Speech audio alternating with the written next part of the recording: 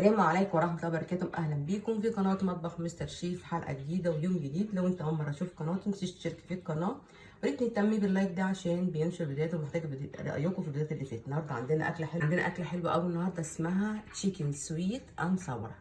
يعني ايه مكوناتها؟ حاجه بسيطه خالص. عندي ان هو بانيه مقطعاه مربعات زي ما انتم شايفين كده، وعندنا الخضار بتاعنا، عندنا بصله مقطعاها مكعبات، وعندنا طبعا فلفل الوان. اهم حاجه نخش في الخطوه الاولانيه للتشيكن سويت اند ساور.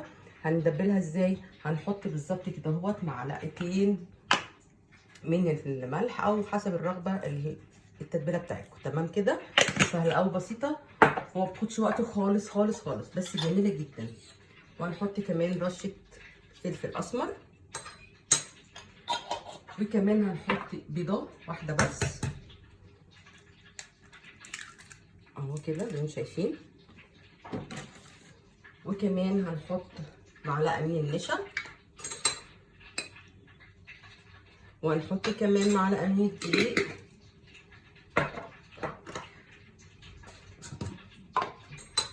تمام كده يا جماعه، معايا كده كويس كده، كويس قوي معايا. وهنحط كمان نص كوبايه ميه، نص كوبايه ميه بس اهو. تمام كده. هنقلب بقى كل اللي احنا حطيناه على الفراخ بتاعتنا او التشيكن بتاعتنا كده. تمام، وعلشان هنحمرها في الزيت. سهله قوي وبسيطه بس جميله جدا جدا. الاولاد عندكم هتحبها قوي بالطريقه دي كده. شايفينها؟ يبقى معلقه دقيق، معلقه نشا، بيضه، رشه فلفل اسمر، ورشه ملح، بس كده اهو. الحاجات دي مش هنستخدمها دلوقتي خالص الا لما نحمر الفراخ بتاعتنا. انا مش هطول معاكم في الفيديو في التحمير، هحمر بره التصوير علشان الفيديو ما يبقاش طويل معاكم، وفي نفس الوقت بيبقى طويل معايا وانا بمنتج وبيتحمل فبياخد وقت قوي معايا. فهحمره ونرجع لبعض نشوف الخطوه الثانيه بتاعتنا هنعملها ازاي. بقى الصوص بتاعنا تمام كده، هنبقى كده ننكر خالص كده على جنب الخضار بتاعنا. الصوص بتاعنا هنحط صويا صوص حبه كده كويسين، يعني مقدار ربع كوبايه من الصويا صوص. تمام. وهنحط كمان باربيكيا، معجون باربيكيا مش باربيكيا باودر. وهنحط كمان كاتشب. سهله وبسيطه قوي يا جماعه، ومكوناتها كلها في البيت وما بتاخدش وقت خالص. وعندنا كمان معلقه من العسل الابيض.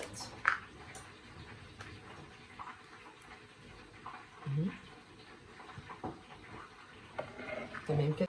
وكمان رشه ملح ورشه فلفل اسمر. بس مكوناتنا سهله وبسيطه خالص، ما فيهاش اي تكلفات ولا وقت ولا اي حاجه خالص. طبعا معلش انا زي ما قلت لكم مش مرضتش ان انا احمر الفراخ في التصوير، يعني علشان خاطر ايه ما اطولش عليكم. هنقلب كده الصوص بتاعنا. زي ما قلت لكم انا مقطعه الخضار بتاعي، بصلايه مقطعاها مربعات وفلفل الوان. انا كنت حاطاه في الفريزر زي ما قلت لكم قبل كده. الفلفل الالوان طول ما هو يتحط على نار على طول ما يبقاش اي مشكله خالص. هو ده الصوص بتاعنا بتاع الاكله بتاعتنا النهارده. خلاص كده اهو. وكمان بقى ايه، نسيت اهم حاجه، توم يا جماعه. فص التومه، مش توم باودر، لا توم مفروم. انا زعلت اول لما فكرتش فيه الصراحه، ده التوم ده حبيبي.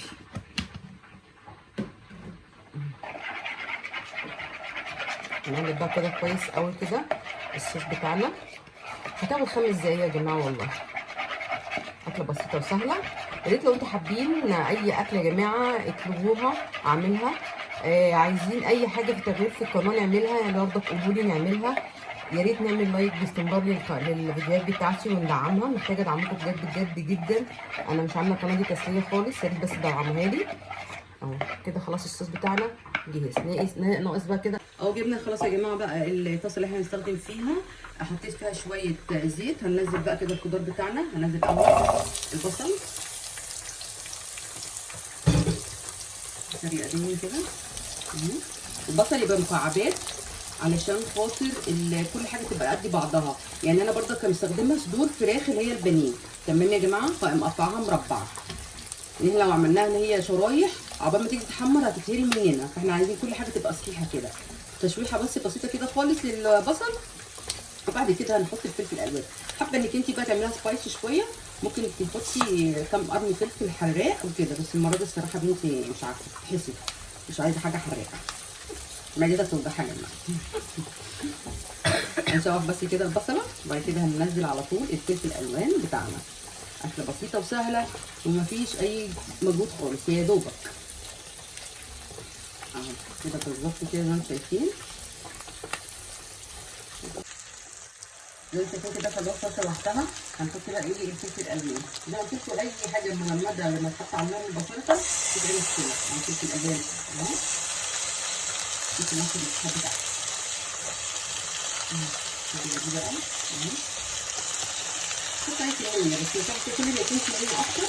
الالوانات دي كلها بتدي طعم ريحه يعني فعلا العين بتاكل قبل البق. ده مثلا حلو قوي بيقولوا وعيالي بيقولوا يعني ايه مصدقين هم كده تمام قوي معانا. نيجي بس تقليبه صغننه خالص كده اهو. الخضار بتاعنا جميل تقليبه حلوه كده.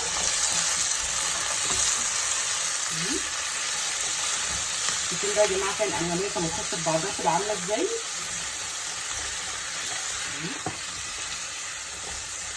مجرد خلاص اديتها تقليبه تمام كده، هنزل بالصوص اللي احنا عاملينه على الخضار بالطريقه دي. اهو شايفين بقى يا جماعه الريحه بقى مبقولكوش. اكله جميله جدا جدا، مش مكلفه مش متعبه في نفس الوقت. سيبها بس كده اهو دقيقتين بس كده تتشوح مع نفسها، ونحط على طول الفراخ بتاعتنا. اهو خلاص زي ما انتم شايفين كده يا جماعه. ودي كمان شايفين اهي الفراخ بس الكاميرا تشوفها. بصي حمرناها اهي شايفين. هننزل بقى كده الفراخ على الخضار بتاعنا. نقلب بقى ايه تقليبها كده ايه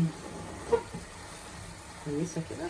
نركز بقى يا جماعه اكله جميله وريحتها بقى خطيره. الصوص بتاعه كمان يعني مفيش بعد كده.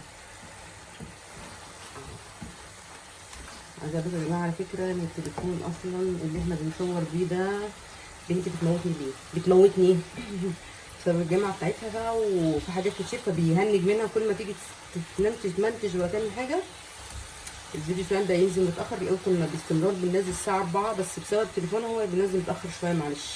بس يعني احنا دايمين باذن الله يومنا الاساسي هو الجمعه، واحيانا برضه بننزل يوم تاني بس اليوم بتاعنا هو الاساسي يوم الجمعه. اهي يا جماعه شايفين ايه الجمال ده؟ شايفين عامله ازاي؟ حاجه سهله وبسيطه، حاجه تحفه. شايفين انت طبعا مش محتاجه تقعد اكتر من كده على البوتاجاز، اللي هي طبعا متحمره وفي نفس الوقت يعني مفيش خلاص كده.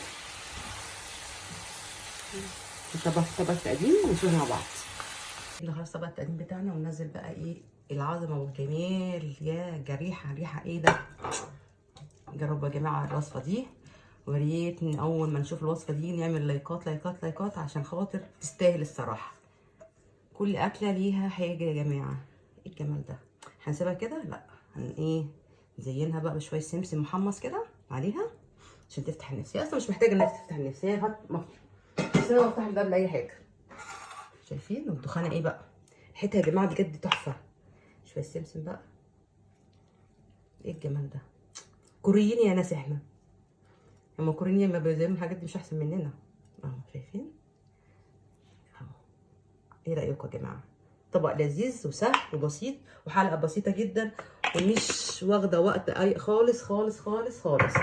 ده كده يا جماعه اخر الفيديو بتاعنا. يا رب يعجبكم. ما تنسوش تعملوا لايك للفيديو وتشتركوا في القناه، واستنونا الفيديو الجاي ان شاء الله. والسلام عليكم ورحمه الله وبركاته.